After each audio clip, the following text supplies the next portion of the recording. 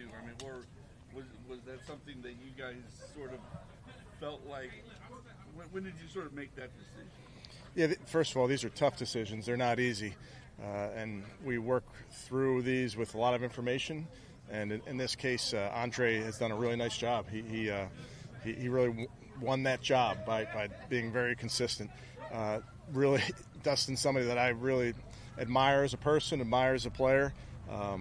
Doesn't change any of that, how I feel about him, but really felt good about the work that Andre's put into this camp and really going all the way back to the spring. I know it was a whole body of work for him, but how important was that last field goal? Yeah, I think all of it matters, Tony. Obviously, it's hard to replicate a game winner, as you know, so it all matters. I think the big thing about these decisions is these are ongoing evaluations that we try to take in as much information as possible, and that's going back to work that we did in the spring, work that we certainly did in the summer. But to your point, those are moments in football games and where you want to come through for your team, and Andre did. What about with Andre? Just the fact that he's never kicked in an NFL game. Like how do you go about evaluating that body of work when you don't have that? And until you've done something, you haven't done it type thing. So have a ton of confidence in him. He's a young man that's been through a lot, and we trust him. Kevin, just final. Now in retrospect, how important was it for you to set that up? The Huntley thing and then to set up that pressure. Yeah, I wish I was that talented, Tony. Yeah, I guess it goes back to this is a evaluation that is ongoing. It encompasses a lot of things. Kevin, what went into the trade for Kenny Pickett, and what does that maybe say about the faith that you have in your two rookie quarterbacks to back up Joe this year? Honestly, those type of things, you can't predict them, and got a strong offer for Kenny. Kenny's a guy I think very highly of, and so do they. I wish him well. He's a great person. He's a really good football player, but those are the type of decisions that you have to make. Have you made a decision on who will back up Joe? Dylan will be the backup. Yeah, but regret might be the wrong word, but that Kenny didn't really get a chance because of that injury. Yeah, yes, definitely disappointed for Kenny in that he was out for all that time. Like I told you guys, he performed well prior to that, remained engaged all throughout that. So disappointed for him, but he's somebody that I think very highly of. Could you reassure your fans that there will be more than two running backs on this team? There will be more than two running backs on this team. Hey, Kevin, with the decision to trade Kenny, how much of that was impacted by Dylan giving you the trust that he can be one step away when he gets released? I think you factor in everything, Scott. Truly, you look at it from a bunch of different angles. So certainly we made the decision and feel comfortable with Dylan serving that role. We saw Michael past his physical. What does that mean? And when can he start? When we see him on the field. I don't know the exact day that he's going to be back out here. I mean, he's doing great. I got to watch him work out yesterday. He looks really good. He's right where he needs to be, and he's worked extremely hard in this rehab. So I'm excited about where he is, and we'll see where he is as the next couple days unfold. I know it's a body of work for Dylan going all the way back to when you first got him here, but did that 2-minute drive at the end of that game sort of convince you that you guys could part ways with Kenny? It kind of goes back to the previous discussion.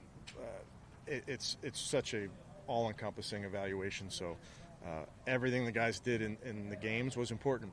We also saw a lot of them out here in practice and how they are at their craft. And he's certainly somebody that we think is getting better and better. I know you're in the business of winning games, not so much in the feel-good stories, but you have one in engagement. Lamar, the way he was able to, make this team. Just what have you seen from him, and just what does it say about him, and also the organization that this guy is able to make an NFL 53? Yeah, I think there's examples every year, and Gage is certainly a great example of guys that maybe come in and aren't as highly touted, and you're undrafted sometimes, or you're at a tryout sometimes, and there's guys that have been through different things in their collegiate career, and the beauty of this sport is that you get guys here and they make plays, and you can watch a guy develop, and he's somebody really from the jump that has made plays in every practice and every game. So we're excited for him. He's a quiet kid, works very, very, very hard, diligent about getting better. So those are the type of kids that you're rooting for. Is there a skill, Kevin, and you as a coach and your staff, to not overlook a guy like that when you have 90 guys in camp? I don't know about skill. I think for me, Jeff, there's so much practice time. There's so many meetings. There's so many times to evaluate our players. And sometimes when you see a guy that shows up and continues to make plays, it makes it cements what maybe your evaluation of the player. Kevin, how did the fact that Deshaun Watson is coming along really well in his rehab, how did that factor into maybe you guys feeling comfortable with letting Kenny go? Yeah, I wouldn't comment to say or that, Mary Kay. Deshaun's doing awesome. I mean, he's doing great. I'm excited for him. I get to watch him work out as well. I get to be in the meeting room with him every single day, so he's doing great. Kevin, how much, I'd say-so influence you have with the practice squad? Like, you tell Andrew, I need 2 running backs, I need 2 tackles. We see it very similarly, Tony. We have those conversations of what do we feel like we need to have the best practice squad where you can get your work done on the field, but also you have developmental guys. So we're in lockstep on that. Kevin, how big is this kind of gap week between the end of the preseason and the start of the regular season, just to kind of allow guys like Ethan or Blake or Mike to kind of have an opportunity to heal without kind of that the pressure of having of immediacy of a game coming up? Obviously, having this week and then going into the weekend with the time off is helpful with injuries and guys getting fresh over the weekend, but we view this week as an opportunity for us to get sharp as a football team, and that's in our scheme, that's in our techniques, that's in our fundamentals. So the guys are working very hard yesterday, today. We'll have a couple more days out here this week. So this is a big week for your football team when you're getting ready for a 17-plus season. You talked about Aiden and then Gage earlier. What stood out about Easton, Dom, and Donovan, a couple other undrafted guys that they were able to stick out enough to make it? It's been a really impressive rookie class in terms of their preparedness, their professionalism. Each one of those guys kind of represents that. They've, from the jump, been about their business, have been trustworthy. We've put them in some tough spots, and they've responded. So it's an impressive group in that regard. Given Schmidt's inexperience, you think it'd be wise to bring a practice squad kicker? Working through all those things. What about Deontay?